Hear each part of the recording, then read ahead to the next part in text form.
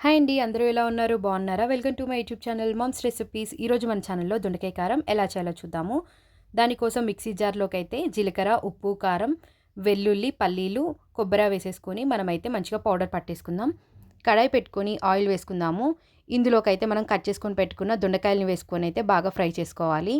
ఆ తర్వాత దొండకాయని పక్కకు తీసేసుకొని అదే ఆయిల్‌లో పోపు దినుసులు, ఎండుమిర్చి, వెల్లుల్లి అలాగే కొంచెం కరివేపాకు కూడా వేసుకొని ఇవైతే బాగా ఫ్రై అవ్వనిద్దాము.